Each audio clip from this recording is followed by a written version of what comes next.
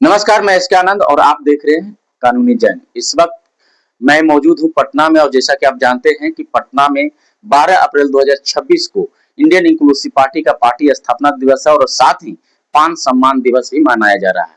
2025 में 13 अप्रैल को गांधी मैदान को छोटा कर देने वाले पान समाज के लोग अब बिहार ही नहीं बल्कि देश के कई स्टेट में भी अपनी पार्टी का विस्तार कर रहे हैं और तेलंगाना की सियासत की धरती से चल करके आए हैं मर्री प्रभाकर मुदिराज जी और तेलंगाना के स्टेट प्रेसिडेंट है आईआईपी को। तो आइए जानते हैं इनसे कि आज आने का क्या मकसद है और उस धरती से आए हैं जहां बीच में एक सरकार में माहौल गर्म हुई थी।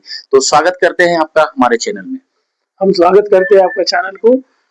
आप ये बताइए कि आप आए पटना स्थापना दिवस से पार्टी का और पान समाज का नेतृत्व भी आप करते हैं, तो क्या एक मैसेज देना चाहेंगे और यहाँ आकर के कैसा लग रहा है? ये बहुत अच्छा पार्टी है। गुप्ता जी जो है ना आईआईटी पढ़ के ये पार्टी को जो स्थापित किया था और ये एमएलए चुनाव करके लड़के आया था।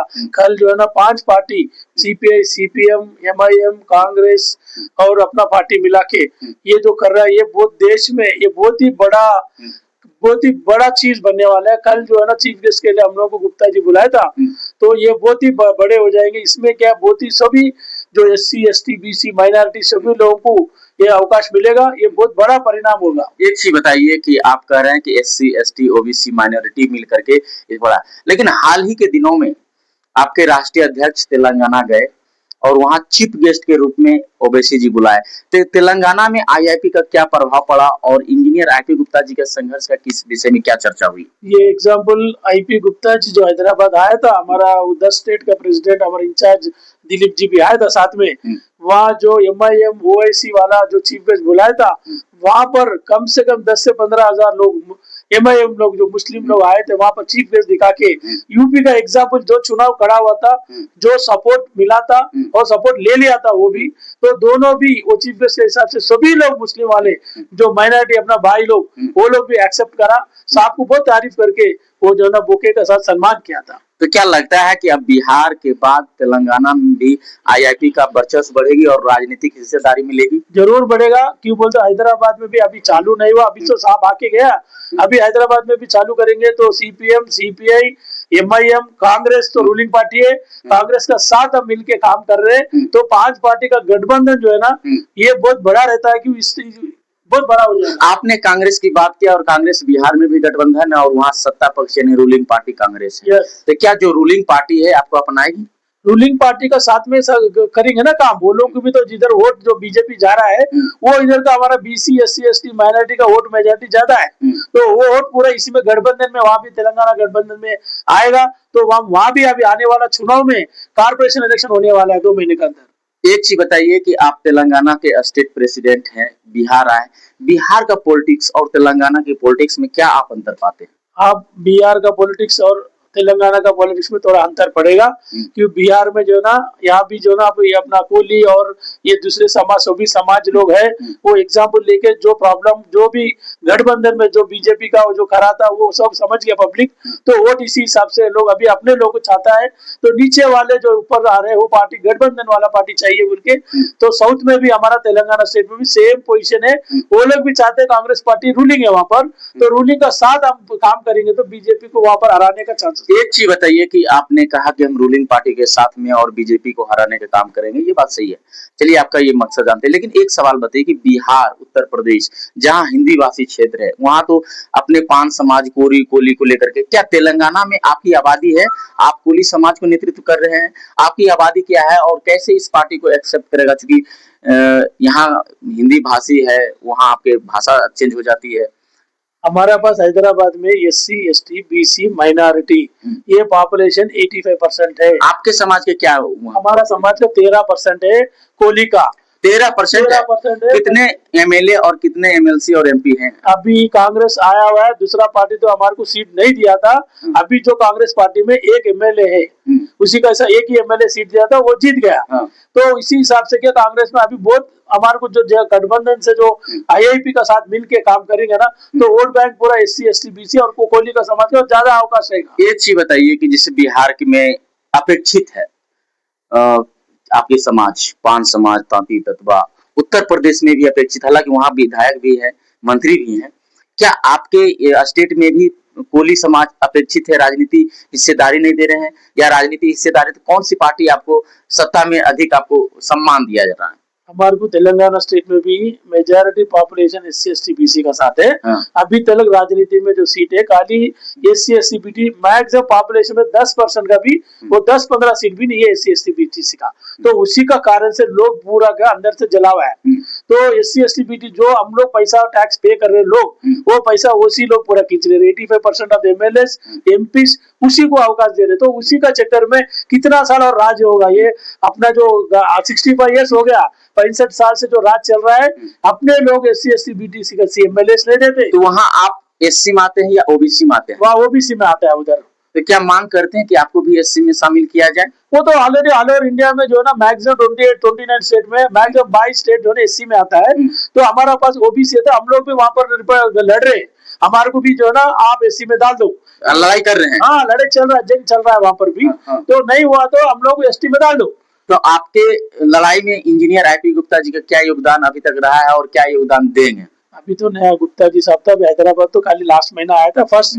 तो इसका सपोर्ट टेक्निकली उन्होंने भी पढ़ा लिखा हुआ है। पॉपुलेशन जो है ना अपने लोग नीचे से ग्रासरूट से क्या लेवल चल रहा है। हैदराबाद स्टेट में सिटी में तो हर आदमी व्हाइट कपड़ा पहनता है, 3 टाइम खाना खाता है। मगर जो रूरल एरिया है वो 1 टाइम खाना खाता है, कपड़ा पहनने का भी नहीं रहता उसका। आज की स्थिति बता रहे हैं? आज का स्थिति भी बना रहा, ऐसा है अभी हैदराबाद तेलंगाना का स्टेट में। सोच लीजिए कि एक तरफ हम बात करते हैं कि हमारा देश विश्व गुरु बनेगा, लेकिन वहीं SC और ST का लोगों का स्थिति आज भी एक टाइम का खाना और कपड़े पहनने का नहीं। ये मैं नहीं कह रहा, ये IIP के स्टेट प्रेसिडेंट हैं मुद्दीराज जी, वो बातें बता रहे हैं और बेबाकी तरीके से अपनी बातों को रख रहे हैं। लेकिन आप बिहार आए और बिहार से क्या संदेश लेकर के जाइएगा, अपने लोगों को क्या एक मैसेज दीजिएगा, थोड़ा बताने को। मैं अभी बिहार आया, कल मीटिंग के लिए बुलाया है 5 पार्टी का। वही एग्जाम्पल वो दिखाएगा, वो लेके जाएंगे, वो दिखाएंगे हम तेलंगाना में देखिए वो बिहार में जो चीज हो रहा है। ये इसी हिसाब से अपने भी लोग को जो नीचे वाले को ऊपर लाने के लिए ये बड़े अवकाश मिलेगा।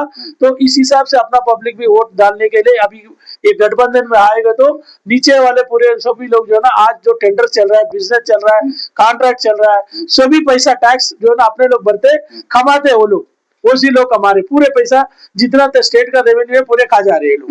तो ये लोग खा के जो है ना इलेक्शन में अपने लोगों को दारू पिलाना, 500 रुपए देना, वोट डालाना। अभी आज का दिन रूरल एरिया में वो नहीं है, कोई भी लोग जो है ना उतना उतरने का जरूरत नहीं है। सभी होशियार है, बच्चे एजुकेटेड हो, अपने बच्चे भी एजुकेटेड हो रहा है, सभी लोग स्टेट्स में पढ़ रहे हैं, नीचे पढ़ रहा है, हायर एजुकेशन पढ़ रहा है, सभी को भी अभी थोड़ा होशियार हो गया।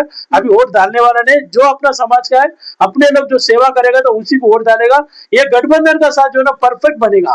देखिए, इनका स्पष्ट रूप से कहना है कि IIP यदि गठबंधन करेगी तो जो रूलिंग पार्टी है उसी से करेगी, और जो सत्ता में भी है, और खास करके राहुल गांधी आपके कार्यक्रम में कल आ रहे हैं पार्टी का स्थापना दिन, तो क्या मानते हैं, एक बड़ी जीत मानते हैं या एक मैसेज क्या जाएगा इससे आपका तेलंगाना में?